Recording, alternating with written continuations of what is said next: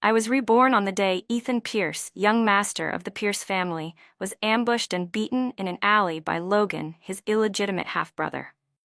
This time, I didn't call the police or rush in to shield him. I simply put on my headphones and walked away without looking back. Ethan had his left leg broken and lost sight in his right eye. Meanwhile, I changed my name, disappeared overseas, and vanished from his control completely. In my past life, I loved him deeply. For him, I endured having my hand tendons severed, lost my hearing, and became permanently disabled. On the surface, he treated me with love and protection. But on our 10th wedding anniversary, he coldly pushed me off a cliff. He destroyed my life and got Emily Tang killed. That I'm only making him pay with his life now is already letting him off easy. As I was falling, I saw him tenderly kiss a photo of his first love. That's when I finally realized he had always believed I was a manipulative opportunist, the one who ruined his happiness. In this new life, I decided to step back first, to respect the love he had with his first love. The sudden stop and the falling sensation jolted me awake. From the alley, I could hear the sound of fists landing on flesh and Ethan's muffled groans. I realized I had really been reborn, and right into the very moment Ethan was being ganged up on by Logan's men. "Logan, don't think I don't know it's you, just because you weren't officially recognized," Ethan growled. "A real man owns up to what he does."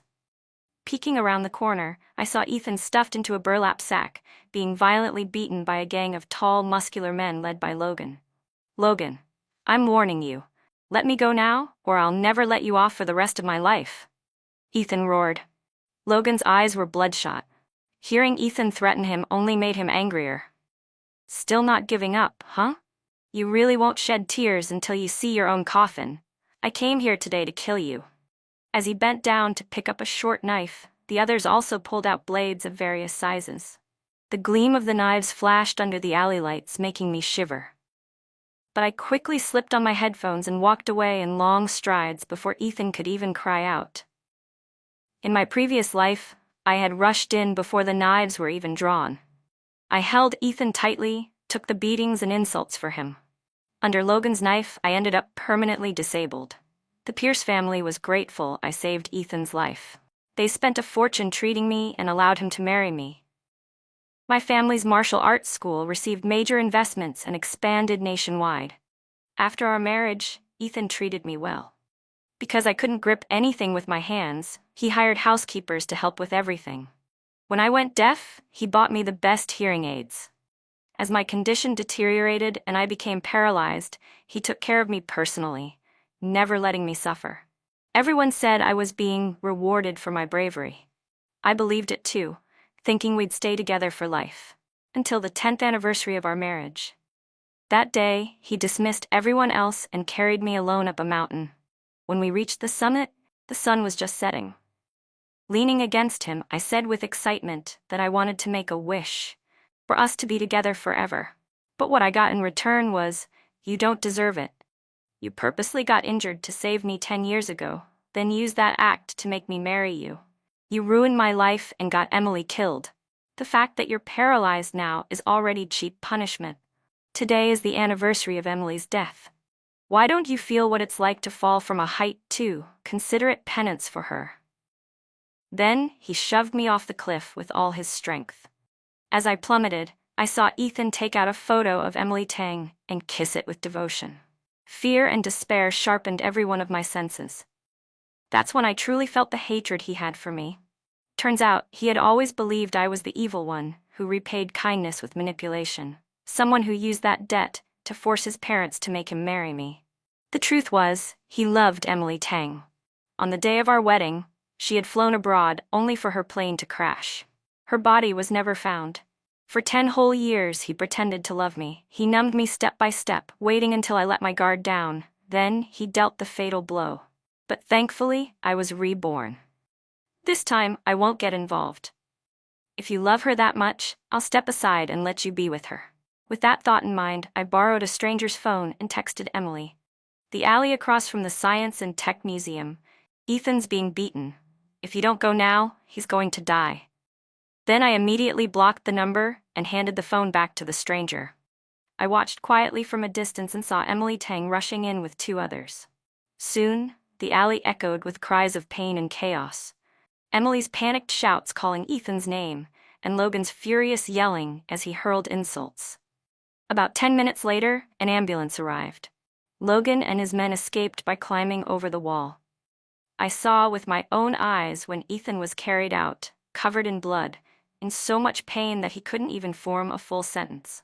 Right after that, Emily was also brought out, blood streaming from her ear in the midst of total disorder. Once again I put on my headphones and turned away. In this life, Ethan, the person who belonged to you, will become the person you love. I want to see if the two of you, without me, can truly find happiness. That very night, the news broke. The young master of the Pierce family had been hospitalized after a brutal attack. His left leg was shattered. His right eye had been stabbed and rendered blind. His girlfriend, Emily Tang, had heroically rushed to his rescue, but was struck in the right ear by a blade and lost her hearing completely. Ethan filed a police report and accused Logan, his illegitimate half-brother who had been living away from the family, of orchestrating the attack. But strangely enough, Logan was confirmed to have been at an out-of-town auction that very day, with video footage covering the entire event. Originally positioned as the victim, Ethan now appeared to be the one spreading false accusations. People started whispering, was the young master staging an attack to discredit his half-brother and protect his inheritance? If so, that's a ruthless move, hurting himself just to pull it off. Good thing there was surveillance. Otherwise, he would have gotten away with it. When I saw that news, I was packing my things. God had given me this second chance to escape Ethan Pierce, and I needed to get out of the country as soon as possible. Cut all ties. A few days later, while I was still waiting on my visa, a friend dragged me to a birthday party. To my surprise, I saw Ethan there, sitting in a wheelchair. A blanket was draped over his legs, and his right eye was covered in gauze. The recent scandal had stirred quite a storm. Everyone knew he'd allegedly framed his half-brother over inheritance. Now that he was here in public, people started whispering and pointing. I didn't want to get involved, so I turned to leave. But Emily Tang suddenly grabbed my sleeve and demanded, "Shreyu, you saw Ethan being attacked that day. Why didn't you help him?" Caught off guard, I turned back and met the hatred in Ethan's one remaining eye. In our past life, we were married for 10 years, and he only ever showed me that hatred once, when he pushed me off that cliff. In this life, it came much earlier. People around us began to watch. I forced myself to stay calm and shook my head. "I didn't see anything. You did." Emily tapped her phone. Ethan found surveillance footage from that day. The footage did show me walking past the entrance of the alley, but the angle only captured me passing by. It didn't catch the moment I peeked in. "I really didn't see it," I insisted. "If I had, I absolutely would have gone in to help." Hearing that, one of my friends stepped in to defend me. "Don't say that about her. Everyone knows Shreyu has always liked Ethan. If she'd seen him getting hurt, she would have stepped in."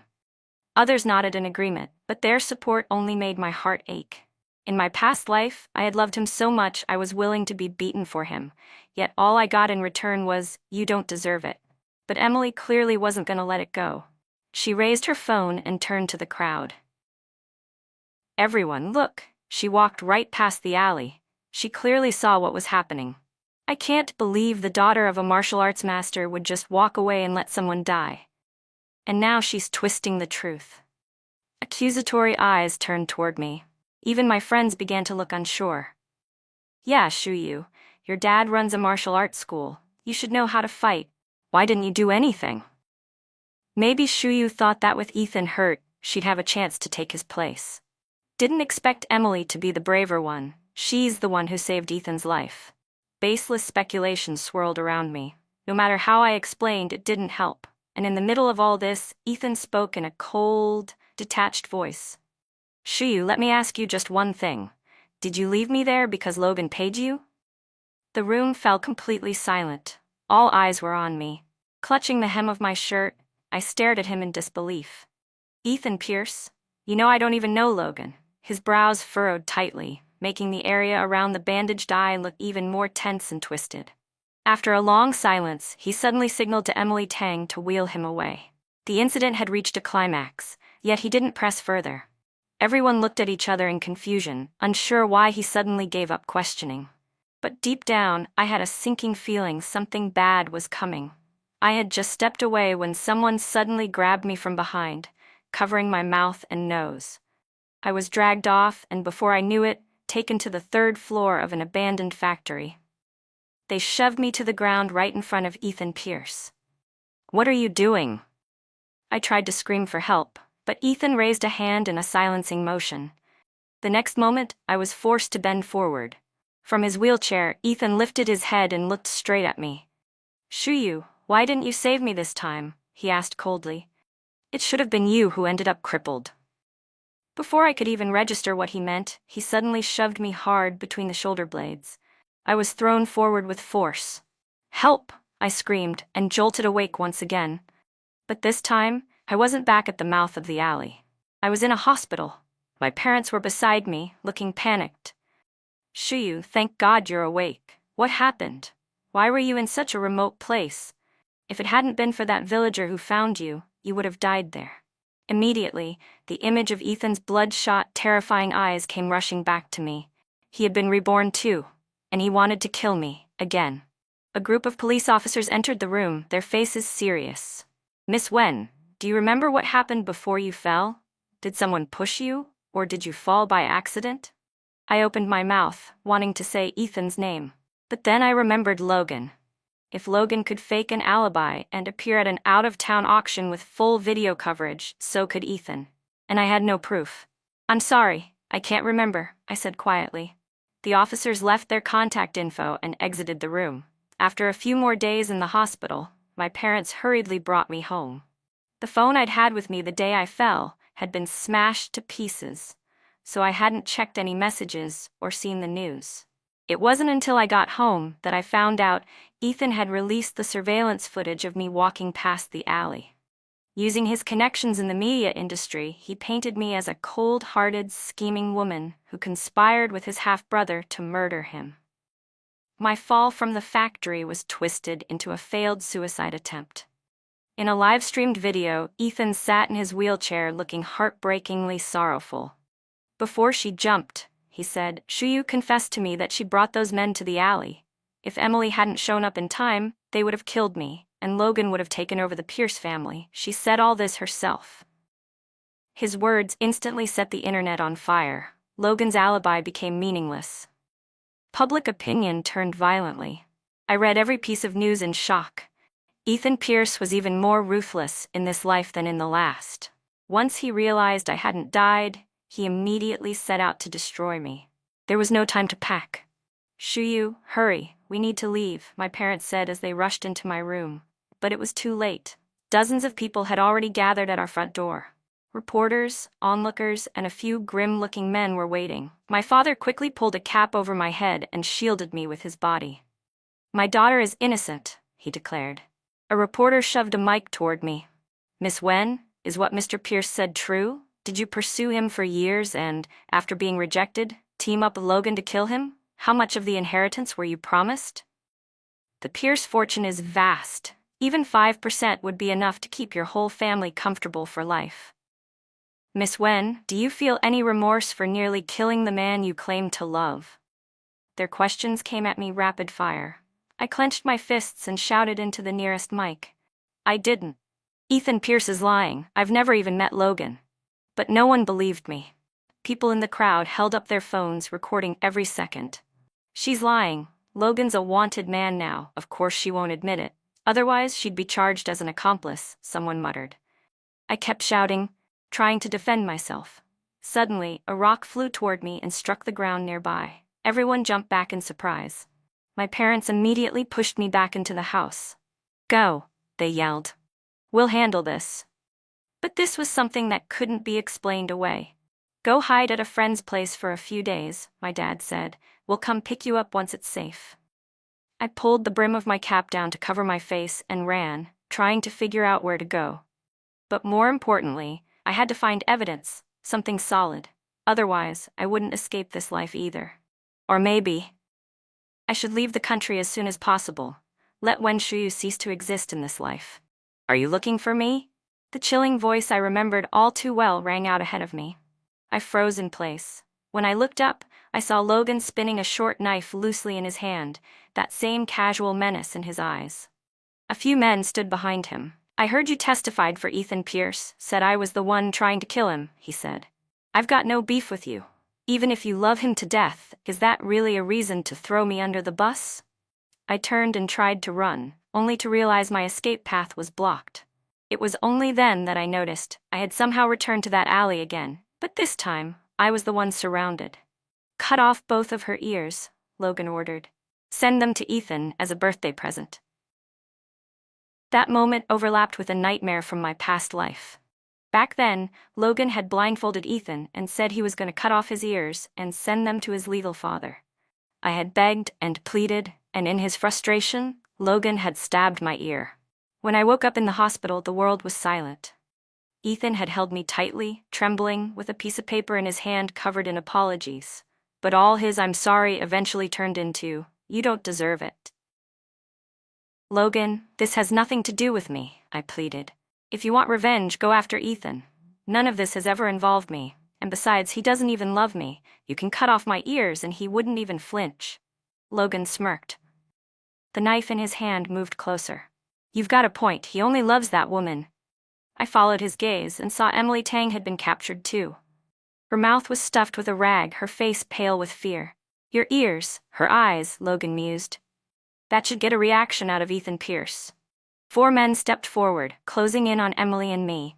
I wanted to run, but there was nowhere to go. People were everywhere. Just as the knife was about to strike, I heard Ethan's voice calling from outside the alley, filled with panic. "Let them go." The knife halted midair. Logan looked over with mild interest. "I can let them go," he said, amused. "But you know what I want." Emily and I were both forced to face Ethan. But in his eyes, he only saw Emily. "Let Emily go," he said urgently. "I'll give you 30% of the Pierce family's estate." Logan laughed. "The woman you love is only worth 30%. The knife inched toward Emily's eye again. Her whole body was trembling with fear. "Half," Ethan shouted, gripping the arms of his wheelchair. "I'll give you half." 70%, Logan said, his blade now pressing against her eye socket. "Fine, 70, Ethan snapped. He signed the agreement. Emily was returned to him, crying uncontrollably. Ethan pulled her into his arms, gently comforting her, murmuring softly as he wheeled her away. But Logan called out again. "You've rescued the woman you love. What about the woman who loves you?" Ethan glanced at me with a cold, dismissive look. "Do whatever you want with her. If she dies, even better." Even though I already knew how much he hated me, even though I never expected him to save me, hearing those words from his mouth still made tears stream down my face. From the moment he first stepped into my family's martial arts school, I had fallen hard for him. He used to get into fights with other students on my behalf. On hot days, he'd run out and buy me ice cream. Even after he stopped learning martial arts, he still came by often, just to make sure no one was bullying me. But now, that same boy who once protected me said he'd be better off if I were dead. Logan glanced down at the signed contract in his hand, then swept his eyes over me. "Wen Shuyu, don't you think throwing yourself at him like this is just pathetic?" I collapsed to the ground, too weak to respond. I nodded slowly under his cold, condescending gaze. The next day, Ethan released another video. This time, he had hidden the camera in his collar. In the footage, Logan was seen capturing Emily and threatening to demand part of the Pierce fortune. He signed the agreement for the woman he loved, his devotion so deep it could move anyone. But in the video, I had been cut out, like I never existed at all. With the footage now made public, Logan could no longer deny anything. The attempted murder charge against him was solidified. Wanted posters flooded the country. Mr. Pierce publicly announced he was severing all ties with his illegitimate son. By then, I had already changed my name. With my parents' help, I boarded a plane. Before shutting off my phone for good, I uploaded a video online, then pulled out the SIM card, and vanished without a trace. Elsewhere, Ethan Pierce was holding a press conference. In front of a full crowd, he proposed to Emily Tang. Just as he was about to slide the ring onto her finger, the room erupted into chaos. A video had appeared on the massive screen. The first image was his face, standing with a group of men at the edge of a cliff. "Move faster," he ordered. "If we get caught, None of us are getting out. The people beside Ethan nodded, then dragged a woman over, her hands and feet bound, tears streaming down her face.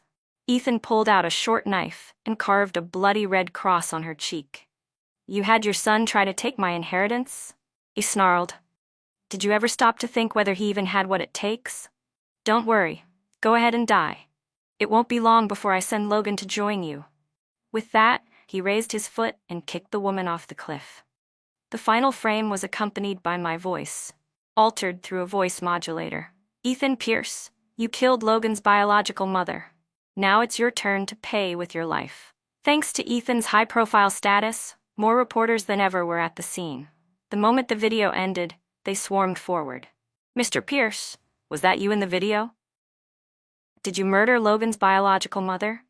Is that why Logan tried to kill you, to avenge her? You're proposing here today, but aren't you a murderer? Don't you feel the slightest guilt?" Ethan panicked. Instinctively, he tried to run, but with one leg broken, he was trapped in his wheelchair. There was nowhere to go. Emily covered her face. The engagement ring slipped from her fingers and hit the floor. She turned to him, frantic. "Ethan, what is this? Didn't you tell me you never wronged Logan? How would I know where that video came from?" he stammered. "I swear." Then something clicked in his mind. He suddenly looked down, trying to find his phone, but a microphone was shoved right in his face. "Mr. Pierce, the police should already be on their way. Will you deny the murder charge? Killing someone is a crime? Do you understand that? Did you do all this just for the inheritance? Is the Pierce fortune really worth more than a human life?" Ethan's fury exploded. He lunged forward and shoved the closest reporter to the ground. In every recording, his bloodshot eyes were exactly the same as in the video. "Get out, all of you, get the hell out." Security finally broke through the chaos and rushed the stage, pulling Ethan and Emily away. Inside the car, Ethan kept calling me over and over. Emily sat beside him, stammering. "Ethan, tell me, is it true? Did you kill someone?" "Shut up," Ethan snapped, shooting her a poisonous glare. She fell silent immediately, but he quickly realized his tone was wrong. He softened his voice and said, "Logan was out of town. Even auction surveillance footage can be faked. Of course that video was fake. Don't believe it." "Then say something," she pleaded. "Clear your name or your whole future is gone." Ethan kept dialing, but the call wouldn't go through. The screen flashed unavailable. He slammed his fist against the back of the seat. "Damn you, Wen Shuyu, she's hiding." Emily frowned. This has something to do with her?" Ethan didn't answer, but he knew. The video had been uploaded by me, because on the day he went off alone to kill Logan's mother, he avoided everyone except me. Out of love for him, I had planned a surprise for his birthday. Last year, I thought he'd gone up the mountain to pray, so I followed quietly with a gift. But instead, I ended up witnessing a murder with my own eyes. That video, I recorded it in a panic, terrified someone would discover what I'd seen. I'd recorded the video back then, just to have something to protect myself. In my past life, even though I became disabled and paralyzed after marrying Ethan, I'd lived what I thought was a happy life. That's why I deleted the footage. I had never intended to use it to threaten him. But in this life, Ethan only wanted me dead. I had no choice but to release the video to protect myself. Still, even though he now knew I was the one who posted it, it didn't matter anymore. I'd already changed my name, completely vanished from this world. A month later, I had started to forget the past, slowly easing into a new life. But on quiet nights when everything was still, I would open the news and search for updates on Ethan Pierce. I saw that the Pierce family had been pulling every string they could. They were spending a fortune hiring top lawyers for him, claiming the video had been doctored. Before long, Ethan was released on bail and never appeared in public again. Logan still hadn't been captured. Even after the reward for his capture was raised twice, there was no trace of him. Fearing they would eventually come after me, I began planning my move to the next country. But just as I finished packing, I opened the door, and there he was. Logan stood at my doorstep, exhausted and haggard. "Shuyu," he said, "you made us search everywhere for you." I froze and immediately backed up, my heart racing. I reached for the fruit knife on the entry table and gripped it tightly. Logan noticed the movement and sighed. "You posted the video, didn't you?" he said. "I checked the mountain surveillance footage. The only one who followed Ethan up that day was you. I responded coldly. So what? Are you here to kill me? In that moment, everything became clear. So Logan knew I was the one who filmed the video. That meant in the previous life, when he forced Ethan to marry me, it wasn't because I had saved his son's life. His kindness toward me wasn't because he approved of me as a daughter-in-law, it was because he needed to control me, to numb me into silence, to make sure I never showed the footage to anyone, to protect his son. Their whole family had put on an act around me for 10 years. They made me paralyzed, isolated me from the world, and once they confirmed I was no longer a threat, they got rid of me. Hatred surged from the depths of my chest. The Pierce family made its fortune in real estate, but behind the scenes, you're nothing but a crime syndicate, aren't you? Logan's eyes flashed dangerously for a second, but then his posture softened. Forget it, he muttered. Ethan should be the one to explain. He stepped aside. Emily Tang pushed Ethan forward in his wheelchair. It had only been a month, but Ethan looked visibly thinner, his face haggard and covered in stubble. He looked nothing like the polished man he once was. Emily was no longer the glamorous beauty either. She wore a cap and mask, completely concealing her face like she was afraid of being recognized. "Shiyu, please don't be scared," Ethan said. "We're not here to hurt you. I'm only asking you to come back with me and testify. Tell them that on the day Logan's mother died, you were with me, celebrating my birthday." I let out a bitter laugh. "Everyone's seen the video, Ethan. Even if I testify, what difference does it make?" "It matters," he insisted. "As long as you testify, I can convince everyone the video was fake." I pointed to Emily behind him. "Then why not ask her? She's your fiancée. If she was with you on your birthday, that's far more believable." Emily's eyes shot daggers at me. Her voice was sharp and shrill. "I wasn't even in the country that day. No one would believe me. Since you're the one who recorded the video, only your testimony will matter." Ethan raised a hand, signaling her to calm down. He tried to soften his expression, pretending to be regretful. "Shiyu, I know you hate me. I've done a lot of terrible things. But I'm begging you, give me a chance to make it right. If you testify for me and help me get through this, I'll marry you. I promise the entire Pierce family will be grateful. You'll be our family's savior." Logan nodded beside him, but I only gripped the knife tighter, my gaze unwavering. "I don't believe a word you say. You know I released that video. There's no way you'll let me live."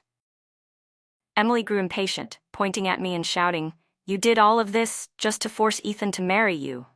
Well, congratulations. Now you've got what you wanted." "He's going to marry you. What more do you want?" Emily snapped. I raised the knife and pointed it at them. "None of this had anything to do with me from the start. You're the ones who dragged me into it. I've already called the police. If you don't leave now, it'll be too late." In the distance, sirens wailed. Emily was the first to panic. She quickly turned Ethan's wheelchair and ran. Logan gave me one last long look. "Miss Wen, you just gave up a chance to live a life of luxury. But if you change your mind, it's not too late." I pointed the tip of the knife at him, hatred pouring out through clenched teeth. "Get out. I won't believe a single word you say." They finally left, and I breathed a long sigh of relief. Then I grabbed my bags and headed for the airport. While waiting for my flight, I went to the restroom, and that's when I heard Emily's voice outside the stall. "No matter what the Pierce family tries, they can't get Ethan convicted. Not even with the murder video." Then came a low male voice that made my blood run cold. "Logan. My parents got to where they are by killing," he said. "They're not about to let their only son go to prison. We'll need to find another way. If we can't take down the whole family, killing Ethan will be enough." My eyes widened, and I covered my mouth, stunned. I couldn't believe it. Logan and Emily were working together. Suddenly, my phone rang, its ringtone blaring through the restroom. Panicking, I rummaged through my bag, but before I could grab the phone, the door to my stall was kicked open. Logan and Emily stood in the doorway, eyes cold and unblinking. Logan's fist was already rising toward my face when I threw up my hands. "I'm on your side," I blurted. "I want Ethan dead just as much as you do." His fist stopped inches from my face. He narrowed his eyes. "How do we know you're not lying? Everyone knows how much you love him." I backed up until my spine hit the wall and forced myself to stay calm. If I loved him, I wouldn't have released that video. He pushed me off a building and accused me of attempted murder. And when you tied me and Emily up that day, he didn't save me. He said it would be better if I died. How could I love a man like that? They exchanged a glance, but remained cautious. Emily, now without her usual sweet and polished act, asked coldly, "You sure this isn't all some performance just to force him to marry you?" I shook my head fast. I hate him. If I could, I'd kill him myself. Another look passed between them. Finally, Logan lowered his knife. "Fine, we'll trust you, this time. But only if you go back with Ethan and testify." 2 days later, I was sitting in Ethan's car, tears rolling down my cheeks. "Ethan, I lied for you," I whispered. "You better not let me down." He couldn't hide the excitement on his face. His fingers trembled as they held my wrist. "Don't worry, Shuyu. You saved me. I'll make you happy." Soon we arrived at the press conference venue. This time, Ethan had been careful. He only invited reporters he personally knew. As soon as the conference began, I choked back tears and sobbed through my statement. The video was fake. On Ethan's birthday last year, he was with me the whole time. He couldn't have been at the scene of the murder. One of the reporters stepped forward. "Miss Wen, rumors say you were the one who posted that video. Why are you testifying for him now?" "I didn't post it," I said. "And Ethan didn't do it. He's innocent." Countless cameras were rolling when Ethan stepped up, eyes red. All of this was Logan's doing. He caused all this chaos just to fight for the Pierce inheritance. My poor parents have worried themselves sick, and my mom is even hospitalized. I've been such a disappointment to them. The reporters exchanged uncertain looks, clearly still probing for the truth. That's when I grabbed the mic. "Mr. Pierce," I said, staring at him. "I did everything you asked. Now please, let my parents go." The flashes exploded across the room. "Miss Wen," someone shouted. "Are you saying you were coerced into this testimony? Does that mean Ethan Pierce really did commit murder and threatened your family to cover it up?" I burst into tears and nodded. Ethan panicked. He waved at the bodyguards to clear the room. Then he turned on me, eyes burning with rage. "You lied to me." Through my tears, I whispered in a voice only he could hear. "When you pushed me off that cliff in my last life, I used to imagine killing you with my own hands. If I can't kill you in this life, Ethan Pierce, then I'll destroy everything you are." His eyes widened in shock. "When Shuyu," Ethan growled through clenched teeth, eyes bloodshot with rage. "I want you dead." As he lunged and wrapped his hands around my throat, tightening his grip, the reporters and camera operators broke through the barricade and rushed in. What Ethan didn't realize was that many of the bodyguards and journalists at the scene had been bribed by Logan. Even the cameras, every single one of them, were streaming the press conference live. It wasn't until the police arrived and took Ethan away in handcuffs that he realized the footage of him choking me had been broadcast in real time. The entire world had witnessed the moment he tried to kill me. Logan had spent nearly half his fortune hiring lawyers to protect Ethan, but this time, the evidence was ironclad. There would be no more bail. Not long after, Ethan finally broke down and confessed to everything. The Pierce family's long history of murder and corruption in their quest for wealth was exposed to the public. Online, public outrage exploded. The Pierce empire collapsed completely, beyond salvation. On the day Ethan and his parents were all sentenced to prison, I was helping out at my father's martial arts school. One of the students said there were 2 people outside asking for me. I walked out and saw Logan standing beneath the apricot tree, smoking a cigarette. Emily stood beside him, waving. Logan's younger brother handed me a cup of milk tea. "So," he asked, "what are your plans now?" I took the drink from him. "I think I'll train with my dad and eventually take over the martial arts school. Not a bad life." He glanced at Logan, then added, "We're leaving once the final piece is done. You won't see us again, if you ever need anything." I cut him off. "It's better if we don't meet again." He smiled, then gave a resigned sigh. "Fair enough." Logan straightened up and said lightly, "I never introduced her properly. Emily's my girlfriend. She only got close to Ethan to help me avenge my mother. That second time at the alley, I was planning to finish him for good, but we didn't expect he'd have a micro camera on him. I thought he might be live streaming, so I had to let him go, for the time being." He paused, then added, "Anyway, sorry about before. Everyone said you were madly in love with Ethan, so I thought you were one of them." Emily gave me a small smile. I smiled back and nodded. "How's your ear?" she asked gently. "I'm okay," I said. One ear for the fall of the entire Pierce family. I'd say it was worth it. We only chatted a few more minutes before they waved goodbye and walked away. I watched their backs as they left and couldn't help but remember how, in the previous life, Logan had been arrested in that alley and spent over a decade in prison. Emily had died in a plane crash. Her body never recovered. They must have carried regrets in that life. But thankfully, this time, they didn't give up. Another month passed, and I had finally stepped out of the shadows of my past. Just as life began to feel normal again, news broke. Ethan Pierce had escaped from prison. That same day, a small private plane crashed.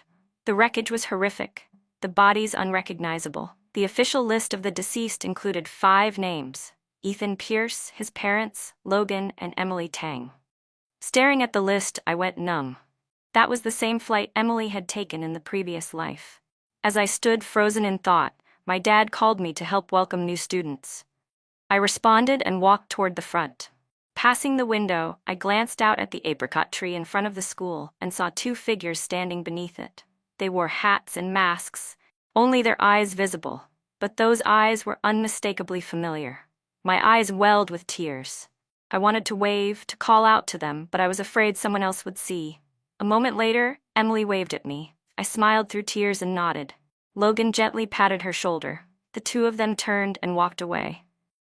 After that day, I never saw them again. And I inherited my father's mother's martial arts school, stepping into a new lack.